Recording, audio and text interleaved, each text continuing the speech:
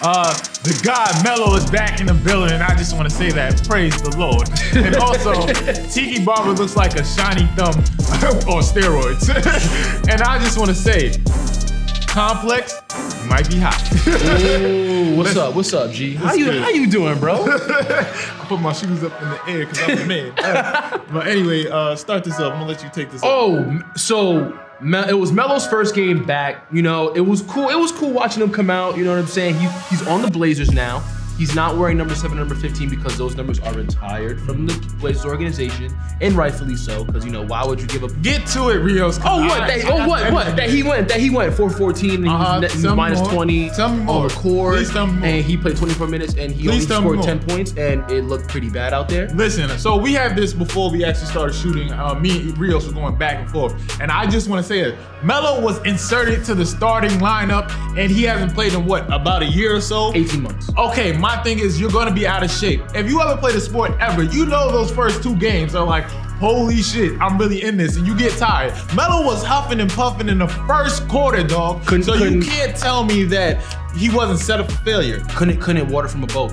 Bro, but you couldn't do anything about that. Mr. Plus Minus over here. I hate people like that. First of all, guy, it's the same thing. I mean, Melo statistically is not a good catch and shoot player, and he's not a good player. Has he? What? He's a scorer, so you have to be able to adjust. All right, he's a scorer, but has he ever in his career been a good catch and shoot player? Doesn't matter. It does matter. You have to adjust. Here's my thing about Melo being back. I'm happy that he's back. He's good for the league. Everybody in the league wants him to be back. But my thing about this, because he's a legend, we gotta pay respect. Everybody had these bullshit farewell tours. Melo deserves some type of thing like that and go out on his own piece. But my thing with Melo is just like, I don't expect Melo to be this elite level scoring small forward. I just want Melo back in the game because he deserves it. He's good enough to still play. So you want him to go 4-14 every game then? He's not gonna go 4-14 for every game. He just came back, bro. He's tired. He's tired. I don't tired. Speaking of a guy who's not tired and the guy who's actually balling and who's actually efficient on the basketball court, I want to make a case. Yeah, because he's 20. Luka Doncic might be. I'm gonna go on a limb right now, man. Fuck it. He might be, when it's all said and done, I think if he continues at this pace, he will be the greatest European player to ever play basketball. Hey, the European Larry Bird. Sorry, Dirk. European Larry Bird. Well, I want to talk about Luka Doncic, man, because he's 42, 10, and 10 the other night. I believe he has 3 triple doubles for the season, which is, I believe, is top 5 in the league so far, tied with your boy LeBron, you know what I'm saying, in terms of triple doubles. But the fact that he's able to make his team better and stuff like that, and the Mavericks have a winning record right now so far, although it's early, you know what I'm saying, it's early right now, but he got them balling right now, and Luka's putting up these crazy stat lines, man, like he's averaging 29 and 9, something close to that. So he, right now, in my opinion, within the first couple months of the season, he is the MVP. Don't care. It's too early to make that assumption. But like I'm excited because people always there was doubts about Luka coming into the league saying, oh, he's played in the Euro League, so like the Europeans. Nobody said that. Right. No, people did. Nah, people did. Say that? Nah, people did because he's like, oh, he a dog. But people had like their doubts about Luka because you know what I'm saying, he's so young and he was dominating in the European League, and people had this notion that the European League is kind of soft and that the style of play isn't physical, which is bullshit. Let's end on this. Hey, the Suns passed on Luka Doncic. They did. Sorry. Now your number 1 fans. draft pick is on PEDs. But anyway. Diuretics. Slander hour. Yes, sir. This is our segment where we like to slander people, and here's who we slander. Tiki Barber, the steroid thumb shiny guy. And listen, man, this segment is not about Colin Kaepernick. It's not about Colin Kaepernick. This segment is about Tiki Barber's comments on Colin Kaepernick. Tiki Barber said that Colin Kaepernick is unlikable. I commend Colin Kaepernick for what he's done over the last 3 or 4 years. But God, he's unlikable. And it's frustrating to me because he has so much talent, and I actually don't want to see him play on the football field. Wow, it's crazy how you can call a guy unlikable when you cheat on your pregnant wife 8 months into a relationship with twins. She was pregnant with twins, and he cheats on her. You know what I'm saying? It's kind of crazy. It's kind of crazy. Sounds like an unlikable guy to me, in my opinion. Sounds like a Tyler Perry movie. But I just want to say this too. Like, first of all, Tiki, nobody likes you. You have a unlikable face. Everything about you. Your own fans don't like you. Hey, I just want to say, we like Rondé though. Rondé's cool. But for you, I just never liked you. Nobody liked you. Hey, I just want to say, shout out Rob Parker, homeboy brother Alice. Yeah, I just want to say that too. And also, I just want to say this about Tiki Barber.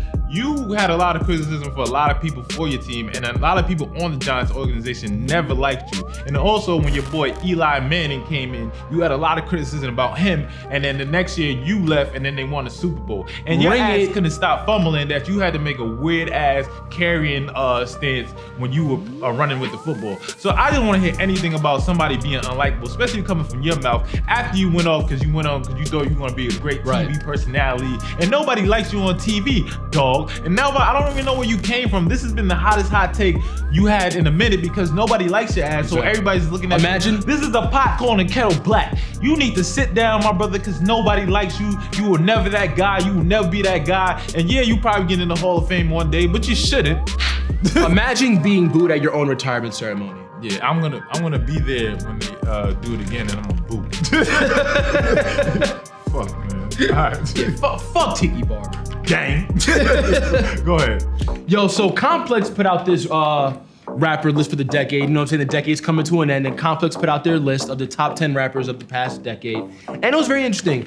Obviously, the Canadian God, the Sixth God, is the best rapper of the decade. And I believe so. Six. And I believe so. Following Drake, it was Kendrick, Kanye West, Future Hendrix, J. Cole, Travis Scott, Hove, Nicki Minaj, Tyler the Creator, and Pusha T. So I mean, you had some issues about the list, so I'm gonna let you. All right, Pusha T shouldn't be on there because Pusha T had 2 projects that came out.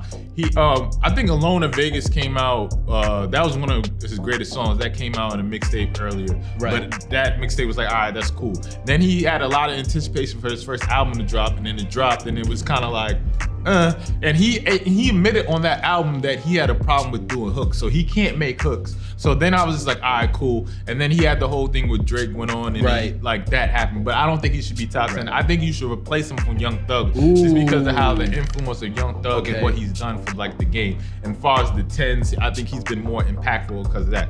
Also, Jay-Z's in there, which I kind of confusing. Like, I feel like Nicki should be ahead of Jay-Z just because like I think she should be higher. I think personally she should be like in the top 5. And I don't have any problem with that, but the thing with Jay-Z Jay-Z dropped 3 projects. He had Watch the Throne, he had Magna Carta, and he had the recent project 444 that he just dropped. A lot of those 3 albums, they had a lot of anticipation going into them, but when they actually dropped, we kind of forgot about those albums. They didn't age well. So that's why I feel like Jay-Z shouldn't be there. He was impactful. If he should be in, he should be a 10.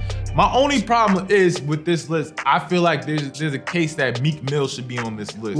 Meek Mill had a strong 10s. He had a really strong 10s. He did. When he first came out with MMG and they had that wrong, I'm a Boss. And the Dream Chaser series. That was amazing. Like, Middle of the Summer is one of my favorite tracks ever. Even hip hop off Dream Chaser 3, that's probably one of his best songs. And like, he probably doesn't want to be known for this, but he actually changed the stain on like the picture of Drake, as far as like he put an asterisk next to his name because as far as the whole writing thing, and I honestly, he made it through that Drake storm, and then he made it through that storm. He dated Nicki, that comes into it, and that has nothing to do with rap, but he was big at that time. I say Meek personally, like in terms of like post beef, like his recovery of post beef, probably like that's one of the best like redemption stories in like rap. You know what I'm saying? And he has the numbers to prove it, and he's been the most important rapper, I think, as far as the street culture goes, there is. And I think he should be on this. That's just my opinion. I think Future should be higher just off the mixtape run that he had in 2015. I think he should at least be. He was at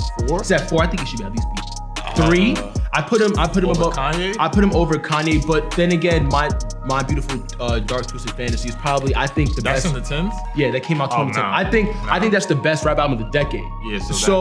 I mean, it is kind of, you know, you can make the case that you could flip flop him. You know what I'm saying? But I have no issues with the list. But for the most part, I have no issues with the list. Though, for the most part, I think they got it right. They got the rappers right that should be on the list. And also, this is overtime news. Oh, baby. We got them Newmans, and them Newmans is Julian Newman, and shout out to Jamie Newman. Yo, shout out Big Jamie Newman, man. Yo, gang. Shout out Jamie Newman for representing us Puerto Ricans with the machetes. Although, as a fellow Puerto Rican, we don't do the, you know what I'm saying, the machetes. We use regular knives to cut things, and you know what I'm shout out all my Puerto Ricans with razors under the tongue. But holla at your boy. But it was cool. It's cool to see them, you know what I'm saying, in like that light, because you seen, you know, Julian and Jaden and playing basketball and stuff like that. But like, you know, they're just a regular fun ass family, and like it's cool to see them in that light. You know what I'm saying? Which I love. And listen, I fuck with Puerto Ricans, man. Mi casa, su casa. That's true. I grew with a lot of Puerto Ricans in my life. I had a good time. Shout out Big Pun in the Terror Squad era. You know what I mean? Shout out Tony Sunshot. We'll see you Sunday at brunch. Hey, and also shout out Nori, baby. Bye-bye. And also, yo, Julian Newman. Not Julian Newman. Jamie? What happened with Jamie? Jaden? Sorry, yeah, what's up? So many J's, goddammit. But she has a new song that's gonna drop soon, and you know, one of the open lines is like, I got grown men in my DMs. and I just want to say, where's Chris Hansen when you need him? Let's point him out. Cue it up. He's coming for you in them DMs. Ladies and gentlemen, we got him. You gonna put your ass on the summer jam screen, baby. But no, shout out to them, because that record is really fire. Yo, that is a I ain't gonna front. That is a fire opening line right there. Yeah. Well, because we got the exclusive. We heard it. When it drop, we gonna tell you it's that thing. I put that up to that's up there with, I got grills, bills, $100 bills. That's a Prodigy. It's equal. It's equal in terms of, you know. I don't know about that, because I don't want hip hop heads to beat me up. Oh yeah, I'm sorry. Yeah, my fault. Bootcut jeans and Pelly Twitter. I'm sorry. My bad. But also, I just want to say, like and subscribe. Yes, sir. I'm J Bobby. And I'm Rios. And J Bobby Rios ain't nothing to fuck with. Overtime.